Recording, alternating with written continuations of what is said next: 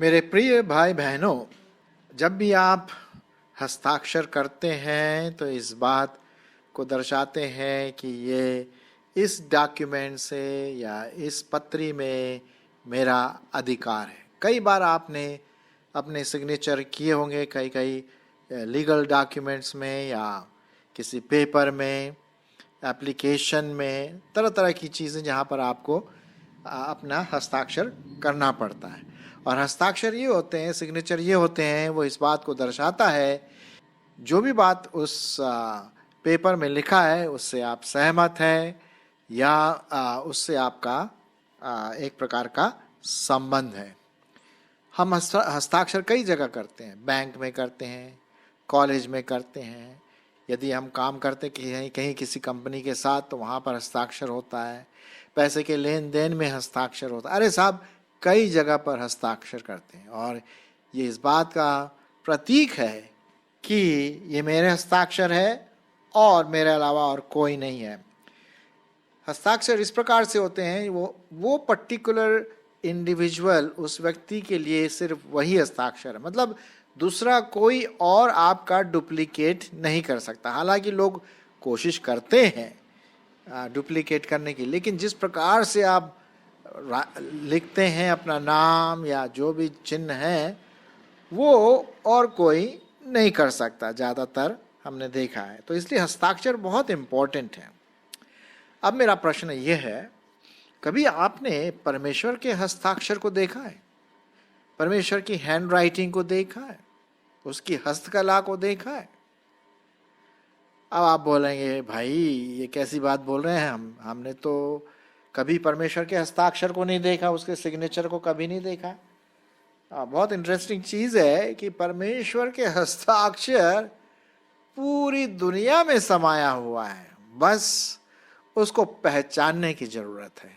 जी हाँ, तो इसी के बारे में आज मैं आपके सामने बात करने की कोशिश करूंगा कि किस प्रकार से परमेश्वर के हस्ताक्षर, उसके सिग्नेचर हमारी जिंदगियों में, हमारे आजू बाजू चारों तरफ दिखाई देते हैं। सो पहला हम देखते हैं परमेश्वर का जो हस्ताक्षर है या सिग्नेचर है वो उसकी सृष्टि में दिखाई देता है, जो उसने बनाया। और इसके लिए तो भाई हम सीधे परमेश्वर की वचन की ओर जाएंगे, ठीक है ना, क्योंकि जो भी बात हम करें वो परमेश्वर के वचन के आधार पर हो। तो आइए भजन संहिता उसका 19 और उसका 1 पद से लेकर 6 पद तक मैं आपके लिए पढ़ूंगा। भजन संहिता 19 1 से 6 पद, और इन 6 पदों में हम देखते हैं परमेश्वर की हस्तकला, परमेश्वर की राइटिंग, परमेश्वर की लिखावट, परमेश्वर का सिग्नेचर, परमेश्वर का हस्ताक्षर। ठीक है, तो आइए हम पढ़ते हैं। आकाश ईश्वर की महिमा का वर्णन कर रहा है और आकाश मंडल उसकी हस्तकला को प्रकट कर रहा है। दिन से दिन बातें करता है और रात को रात ज्ञान सिखाती है। न तो कोई बोली है और न कोई भाषा जहां उसका शब्द सुनाई नहीं देता। उनका स्वर सारी पृथ्वी पर गूंज गया है और उनके वचन जगत की जो छोर तक पहुंच गए हैं। उनमें उसने सूर्य के लिए एक मंडप खड़ा किया है जो दूल्हे के समान अपने महल से निकलता है। वह शूरवीर के समान अपनी दौड़ दौड़ने को हर्षित होता है। वह आकाश की एक छोर से निकलता है और वह उसकी दूसरी छोर तक चक्कर मारता है और उसकी गर्मी सबको पहुंचती है। सही बात है कि नहीं? अब रात को उठ करके देखिए कितने तारे, हजारों करोड़ों तारे, आकाश मंडल ईश्वर की महिमा कर रहा है, उसकी हस्तकला को, उसके सिग्नेचर को, उसके हस्ताक्षर को प्रकट कर रहा है कि ये परमेश्वर ने बनाया, इस पर उसका पूरा अधिकार है। उसने सूर्य को बनाया, चांद को बनाया, तारों को बनाया, और इस प्रकार से हम देखते हैं ना तो कोई बोली है ना कोई भाषा जहां उसका शब्द सुनाई देता। मतलब जब लोग देखते हैं तो बोलते वाह क्या बात है, क्या परमेश्वर ने चीजें बनाई, है कि नहीं। आपको पता है हम जिस गैलेक्सी में रहते हैं उसका नाम है मिल्की वे, और उसमें कितने तारे हैं? करोड़ों करोड़ों करोड़ों करोड़ों तारे हैं। सूरज उसमें से एक छोटा सा तारा है। और कितनी गैलेक्सियां हैं? अरे साहब करोड़ों करोड़ों करोड़ों गैलेक्सी। अब आप समझ सकते हैं कि कितना बड़ा हमारा विश्व, जो हमारा आकाश मंडल है, ओह हमारा दिमाग गिव अप कर जाता है। ये परमेश्वर की हस्ताक्षर है जो अपने वचन से, अपने लिखावट से दूसरों को बता दिया। जीव जंतु, क्या एक से एक जीव जंतु उसने बनाया, मच्छर से लेकर के हाथी तक, और हर एक में जीव है।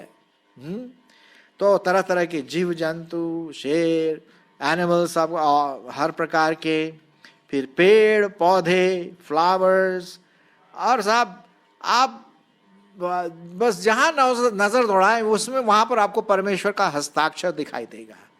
ये बताएगा कि मैंने इसे बनाया। अगर आप उत्पत्ति उसका पहला अध्याय पढ़ेंगे तो शायद आपको और अच्छी तरह से पता पड़ जाएगा, और शायद आपको पता भी होगा। तो हम देखते हैं कि परमेश्वर का हस्ताक्षर यहां पर मौजूद है। ठीक है। अच्छा, उसके साथ साथ हम ये भी देखते हैं परमेश्वर का हस्ताक्षर मनुष्य में भी पाया जाता है। अब आप सोचेंगे भाई मैंने तो कभी परमेश्वर के हस्ताक्षर नहीं देखे हैं मैं मनुष्य के ऊपर। ठहरिए ठहरिए, मैं बताता हूं। इसके लिए हमें जाना पड़ेगा उत्पत्ति की किताब, उसका पहला अध्याय 26 और 27 पद। उत्पत्ति उसका पहला अध्याय और उसका 26 और 27 पद। यहां पर हम देखते हैं कि परमेश्वर ने जब सब कुछ बना लिया, अपना हाथ का पूरा हस्ताक्षर उसने कर दिया, तो साहब बोला यार इसको देख रेख करने वाला तो है ही नहीं कोई है, तो चलो मनुष्य को बनाते हैं। और फिर उसने, प्रभु परमेश्वर ने हम मनुष्य को बनाया। अब सुनिए कैसे बनाया, ये भी सुन लीजिए। उत्पत्ति उसका पहला अध्याय 26 और 27 पद। फिर परमेश्वर ने कहा हम मनुष्य को अपने स्वरूप के अनुसार अपनी समानता में बनाएं, और वे समुद्र की मछलियों और आकाश के पक्षियों और घरेलू पशुओं, सारी पृथ्वी पर और सब रेंगने वाले जंतुओं पर जो पृथ्वी पर रेंगते हैं, क्या करे? अधिकार रखे। ये बात है। परमेश्वर ने मनुष्य को, आपको और मुझको अपनी समानता में बनाया।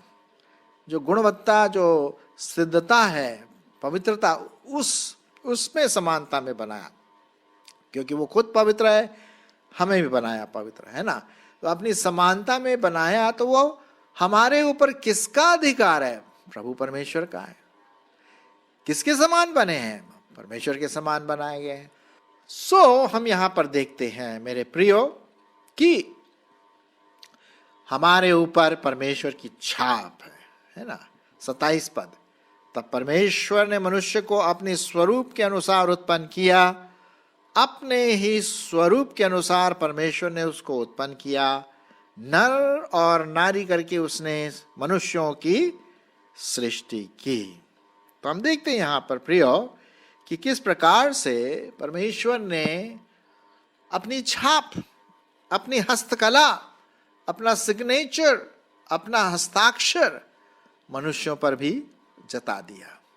तो हम भी उसके हस्ताक्षर के, उसके सिग्नेचर के एक क्या हैं? सबूत हैं, चलते फिरते सबूत हैं। इसीलिए तो परमेश्वर ने कहा कि कभी भी कोई किसी मनुष्य की हत्या ना करे। क्यों? क्योंकि मनुष्य किसके स्वरूप में बनाया गया? परमेश्वर के स्वरूप में बनाया गया। तो ये तो बात है। पक्की बात है। लेकिन एक छोटी सी बात क्या हो गई, छोटी सी बात तो नहीं, बहुत ही बड़ी भयंकर बात हो गई। परमेश्वर ने बनाया तो, लेकिन वो जो स्वरूप परमेश्वर था ने बनाया मनुष्य का, वो बिगड़ गया, खराब हो गया, पापी हो गया, दुष्टता आ गई, लालच आ गई, घमंड आ गया। अब वो सिग्नेचर तहस नहस हो गया पाप की वजह से। और आप जानते हैं जो शैतान है उसने पाप इस जगत में लाया और सब मनुष्यों में वो पाप की दशा फैल गई। तो जो परमेश्वर ने एक हस्ताक्षर के रूप में आपको और मुझको बनाया था, वो बिगड़ गया, पापी दशा में आ गया। जी हाँ। तो और उसके साथ साथ क्या हुआ, कर्स आ गया। जी हाँ। और परमेश्वर ने जब उसको कर्स दिया और कर्स करके उसने मनुष्य को भी कर्स कर दिया, और साथ ही साथ जो क्रिएशन है, जो सृष्टि है, उसको भी कर्स कर दिया, है ना। और उसने कॉन्सिक्वेंसेस, जो भी परिणाम हुआ पाप का, वो हम देखते वहां पर दिखाई दिया। जब परमेश्वर ने श्राप दिया पूरी सृष्टि को और मानव जाति को, तो वो उसकी संगति से बिल्कुल दूर हो गया।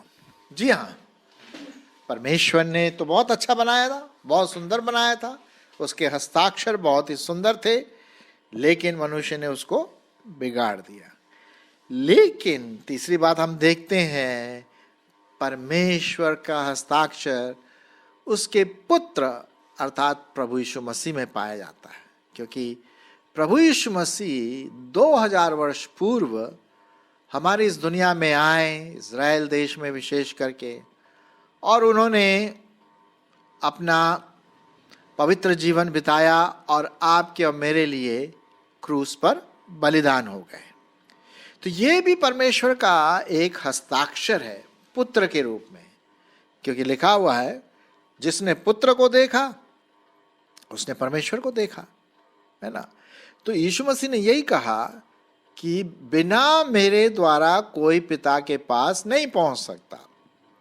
कहने का मतलब, जैसे मैंने शुरू में कहा था कि हस्ताक्षर क्या प्रकट करता है, वो अधिकार को प्रकट करता। तो प्रभु यीशु मसीह के पास वो अधिकार था। जो कोई प्रभु यीशु मसीह पर विश्वास करता है उसके पाप क्षमा हो जाते हैं और वो ये परमेश्वर के बेटे और बेटियां बन जाते हैं। तो यहाँ पर प्रियो हम देखते हैं कि परमेश्वर का प्रेम इसी से प्रकट हुआ। परमेश्वर का प्रेम अपने हस्ताक्षर में उसने इसलिए किया कि वो मनुष्य जाति को पाप से बचाना मांगते थे, ताकि हम सब जो उस पर विश्वास करें स्वर्ग के सहभागी हो सकें, स्वर्ग में जा सकें मरणोपरांत। तो मेरे प्रियो, हम देखते हैं कि प्रभु परमेश्वर का हस्ताक्षर प्रभु यीशु मसीह में भी था। फिर अंतिम और चौथी बात यह है कि जब हम प्रभु यीशु मसीह पर विश्वास करते हैं, अपने पापों से पश्चाताप करते हैं, यीशु को अपना उद्धारकर्ता ग्रहण करते हैं और अपना जीवन उसको देते हैं, तो हमारा नया जन्म होता है। और नया जन्म का मतलब है एक और परमेश्वर का हस्ताक्षर।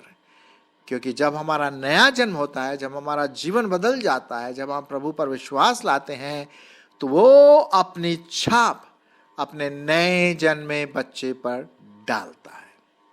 अब आप जानते हैं अच्छी तरह से कि जब भी किसी घर में कोई भी बेबी पैदा होता है तो वो बच्चा किसके समान होता, या तो माँ के समान होगा या बाप के समान होगा, या नाना नानी या दादा दादी के समान होगा। मतलब किसी न किसी का रूप उसके मुख में आता है, या कलर या रंग रूप जो भी है माँ बाप के ऊपर जाता है। क्यों? क्योंकि उसका डीएनए, माँ बाप का डीएनए उस बच्चे पर आता है। ठीक उसी प्रकार से प्रियो, जब कोई प्रभु यीशु मसीह में नया जन्म लेता है, प्रभु का बेटा और बेटी बनते हैं, तो परमेश्वर का छाप परमेश्वर का डीएनए, परमेश्वर का नया जीवन, परमेश्वर की प्रतिज्ञा, परमेश्वर की पवित्रता उस मनुष्य में आ जाती है और वो नया व्यक्ति बनता है। क्योंकि लिखा हुआ है, यदि कोई प्रभु यीशु मसीह में है, वो क्या है? एक नई सृष्टि है, पुरानी बातें बीत जाती हैं। अब जब ऐसा होता है तो परमेश्वर क्या लगता है? अपनी छाप लगा देता है साहब। जी हाँ, ये मैं नहीं कह रहा हूं, ये परमेश्वर का वचन कहता है। और इसीलिए मैं आपके लिए पढ़ूंगा कि जब कोई प्रभु यीशु मसीह के पास आता है तो एक प्रकार से परमेश्वर अपना अधिकार उस व्यक्तित्व पर जताता है। मेरे जीवन में परमेश्वर का अधिकार है, उसका सिग्नेचर है।